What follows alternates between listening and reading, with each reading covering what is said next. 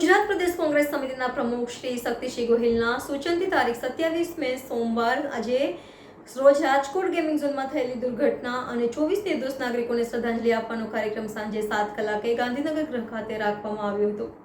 ગુજરાત પ્રદેશ કોંગ્રેસ સમિતિના પ્રમુખ શ્રી શક્તિસિંહ ગોહિલના સૂચનથી તારીખ 27 મે સોમવારના રોજ રાજકોટ ગેમિંગ ઝોનમાં થયેલી દુર્ઘટના અને 24 નિર્દોષ નાગરિકો જેમાં બાળકો પણ હતા તેમને શ્રદ્ધાંજલિ આપવાનો કાર્યક્રમ સાંજે 7 કલાકે ગાંધીનગર ગૃહ ખાતે રાખવામાં આવ્યો હતો।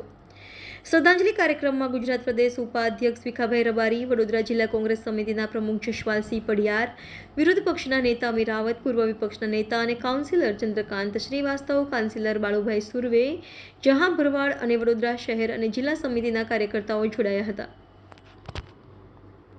Reporter Rahul Rajput, van news, Vadodara.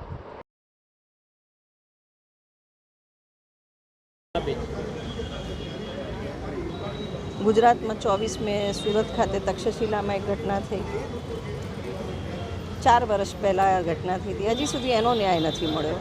એના પછી મોરબી દુર્ઘટના થઈ, વડોદરામાં બોટકાંડ થયો અને હવે આ રાજકોટનો ઇસ્યુ।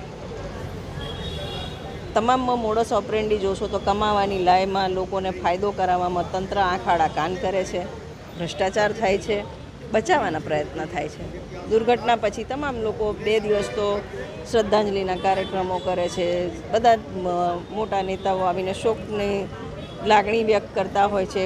કમ્પન્સેશનના 4 લાખ રૂપિયા પણ જાહેર થતા હોય છે, 4 લાખ 2 લાખ, પણ એના પછી જેમ જેમ ઇસ્યુ ભૂલાતો જાય છે, ન્યાયની પ્રક્રિયા ભૂલવામાં આવે છે। જ્યાં સુધી કડક હાથે ન્યાય નહીં અપાય, આ જે લોકો પાપ કરે છે, કમાવાના લાયે જે લોકોના આ રીતે જીવ લે છે, એક જાતનું જોઈએ તો આ મોતના સોદાગરો છે ને જે લોકો મોતના સોદા કરે છે, માસૂમ બાળકોનો જીવ જાય છે, એ લોકોને જ્યાં સુધી કડક સજા નહીં થાય, એ લોકો જેલ ભેગા નહીં થાય ત્યાં સુધી નહીં એ બાળકોને શ્રદ્ધાંજલિ મળે, એ લોકોની આત્માને શાંતિ નહીં મળે, એમના ફેમિલીઝને બી ટાળક નહીં થાય અને ફરી આ કોઈ દુર્ઘટના ના થાય તેના માટે બી જરૂરી છે કે આ લોકોને કડકમાં કડક સજા થાય।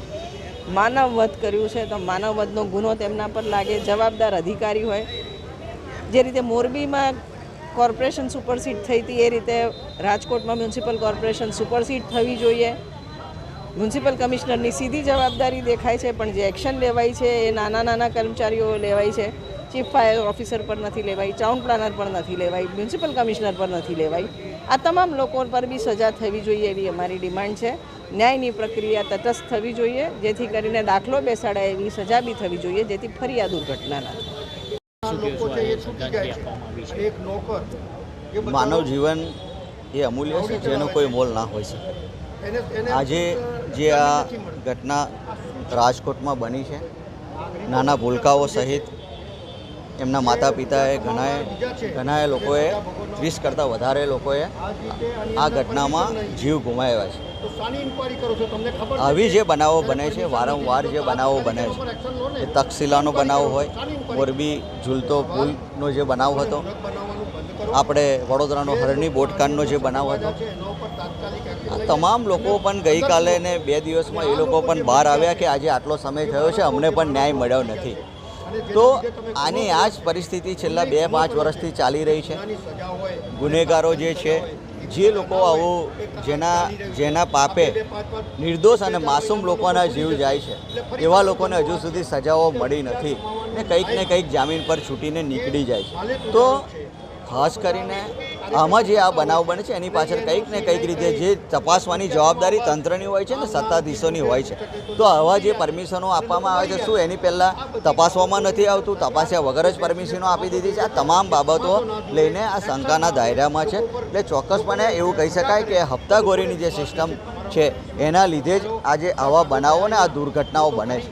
આજે કોઈના પાપના કારણે આજે નિર્દોષ બાળકોએ જે જીવ ગુમાવ્યો છે, આવા લોકોને સરકારશ્રીએ અને તંત્રએ દાખલો બેસાડવો પડે ને કડકમાં કડક સજા જો કરવામાં આવે તો આવી જે ઘટનાઓ બને છે એ ભવિષ્યમાં ના બને। એક દાખલો બેસાડવાની જરૂર છે અને કડકમાં કડક સજા કરવી જોઈએ। આજે જે પરિવારજનો ઉપર આ સંકટનો સમય આવ્યો છે, આકસ્મિક આફત જે આવી છે, આજે આપણે ભગવાન માતાજીને પ્રાર્થના કરીએ કે એમને આ અંધાર્યું આફત જે એમના ઉપર આવી છે એમાં દુઃખ સહન કરવાની ભગવાન એમને શક્તિ આપે અને સાથે આ દુર્ઘટનામાં જે બાળકોએ અને એમના માતા પિતાએ અને એમના સગા સંબંધીઓએ જે જીવ ગુમાવ્યો છે તો એમને પણ ભગવાન એમના ચરણોમાં સ્થાન આપે. આજે અમે એ માટે આજે શ્રદ્ધાંજલિનો કાર્યક્રમ અહીંયા રાખવામાં આવ્યો છે.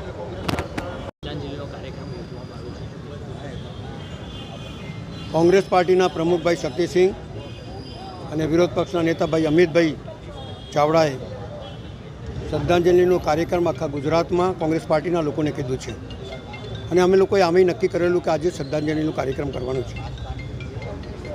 શ્રદ્ધાંજલિ કરતાં જે લોકો માનવ સર્જિત હત્યા કરવામાં આવી છે, ચાહે એ હરણીકાંડ હોય, ચાહે સુરતનો બનાવ હોય, ચાહે પેલું મોરબીનો બનાવ હોય, આ બધા અધિકારીઓ બેફામ થઈ ગયા છે આમના શાસનમાં. વગર પરમિશને લોકો ચાલુ કરી દે એટલે શું તમારી પાર્ટનરશિપ છે? સરકારના હાથ છે? સરકારની રહેમ નજર છે? કયા કારણ છે તમે કહો છો કે કોઈ પરમિશન નહીં લીધી? તો સાની રાહ જુઓ છો ભાઈ? જો પરમિશન ના લીધી હોય તો જે અધિકારીએ પરમિશન આપીએ એને જેલ ભેગો કરો. જે લોકો અંદર સંડોવાયેલા છે એમને ભેગા કરો. જે તમારા કાર્યકર્તાઓ ખોલેલા હોય એમને અંદર કરો, તો સરકાર દેખાશે. ખાલી ઇન્કવાયરી કરવાથી સરકાર નથી દેખાતી.